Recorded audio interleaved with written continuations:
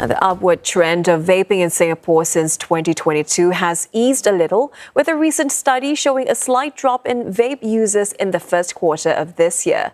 To bring that number down further, 4 trade associations are using social media influencers to get youngsters to quit the illegal habit. Rachel Tang with more.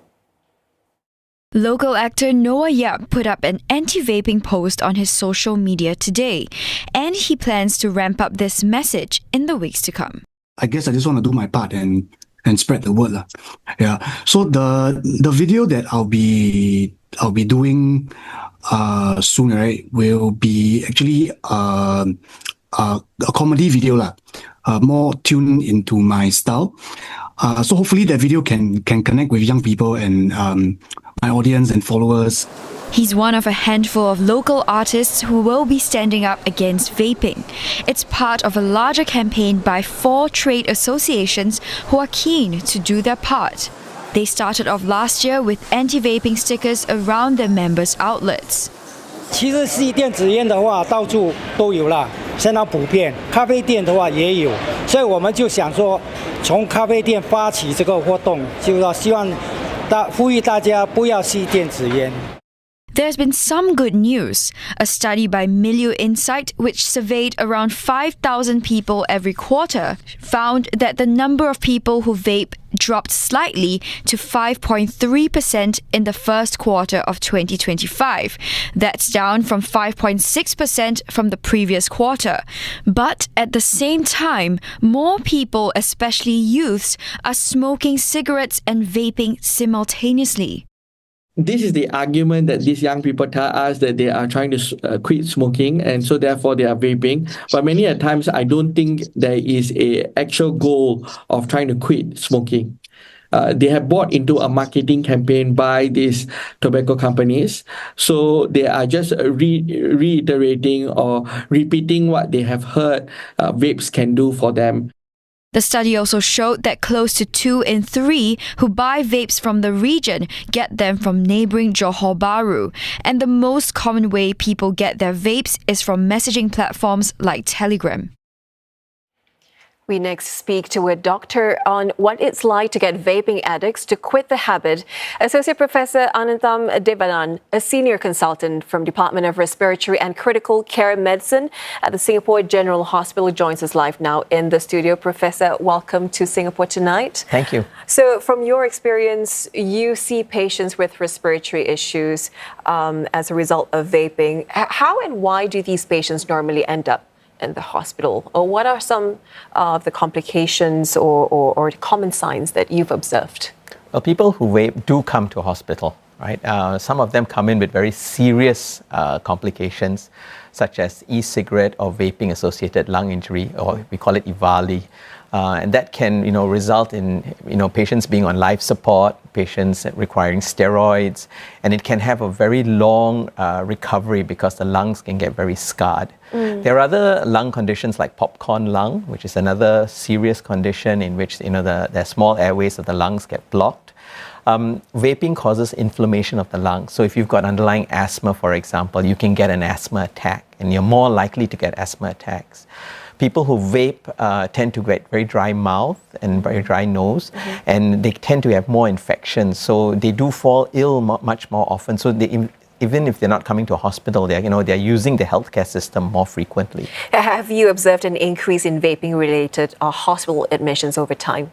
I don't think hospital admissions have really gone up significantly, but certainly, the number of people who actually come forward and actually admit to vaping, as part of, their other respiratory conditions, that is increasing. I think people are recognizing that vaping is affecting their lungs. How do medical professionals like yourself assess or evaluate nicotine dependence in these patients who vape? Do e-cigarettes tend to result in higher addiction levels compared to the traditional tobacco products? Yeah, that's a really tough thing to do, assess nicotine dependence in people who vape. This is because the vaping pods, right, they come in different concentrations. So there's different amounts of nicotine in them, and there are different concentrations. And even if they are labeled, sometimes the labeling can be misleading or sometimes downright inaccurate. Because this is illegal, the quality control is not very good in this area. The other issue is that vaping devices, some of them you can actually adjust the voltage or the resistance, so you can deliver different amounts of nicotine. So when we assess nicotine dependence, it's not just about counting the number of cigarettes that someone is smoking, right? Because when you smoke a cigarette, you smoke it right to the end and then you put it out. Yeah. But when you vape, you can actually vape small quantities at a time, and they call this grazing. And some, people can do this throughout the whole day. Exactly. Yeah. Exactly. On this note of grazing, as you said, right? Do they usually recognize how dependent they are on vaping when they first, come forward to seek help? I think a lot of them who do seek help do know that they are in trouble, right?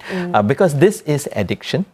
And people who are addicted tend to, try to give up, but usually are not successful. Okay. Right. And this is the same story that we have seen with cigarette smoking as well. Many cigarette smokers actually want to quit or have thought about quitting, but have not been successful. And I think that when they come forward and they get help, that's when the success rate really goes up. Well, what kinds of health problems does a vaping addict suffer from? Are these issues more severe, particularly among younger users? Right. Yeah. So vaping is not safe. Right? Nicotine has lots of physiological side effects. It increases your blood pressure. It increases your heart rate. When you vape, it changes the microbiome in your mouth. That's the normal bacteria, that lives in the mouth. It can also result in inflammation in the nasal passages and infections. And this inflammation actually extends down into the lungs. And as I mentioned before, if you've got asthma or obstructive lung disease, you can easily get an attack and end up hospitalized. Yeah. Do we know if these health problems are more severe compared to those seen in traditional smokers? They are different because traditional smokers, the cigarettes also have smoke, but nicotine, e-cigarettes have a lot more nicotine in them, and the propellants and the flavorings in the nicotine, those can actually contribute to injury. I think the one issue that particularly affects the young is the impact of nicotine on the brain, right? Because the adolescent brain is still developing. Right, and what nicotine does is it reinforces some of the, or in some ways even hijacks some of the reward pathways in the brain.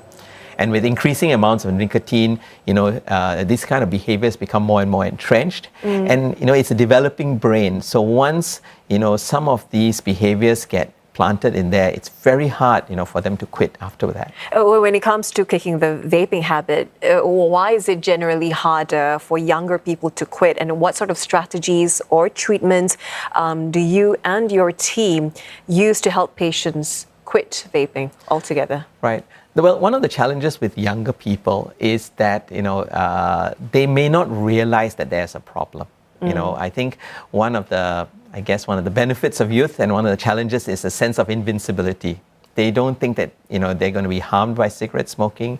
They think that delayed harms will not require immediate action. And they think that they can quit anytime. Right. The other challenges that young people have is that, because they are grazing, as we talked about, some of them even binge vape. And when this happens, the amount of nicotine they're taking is tremendous. And that creates a huge dependence that the body has. So when they quit, the withdrawal side effects are quite significant, right? And in terms of what we can do to help them, I think there are a number of different programs out there. Every public hospital has a smoking cessation clinic, and that doubles up actually as a nicotine dependence clinic or vaping cessation clinic as well, right? And in SingHealth, some of the polyclinics have this service as well, right? And then on top of that, nationally, there's the Health Promotion Board runs the I Quit helpline. Youths can log on to this through the internet or via the Quit line. And then they have services via SMS or tele-counseling or face-to-face counseling that can help youths. All right, appreciate your insights. Thank you so much, Associate Professor Anantam Devanan, Senior Consultant at SGH. Thank you. Thank you.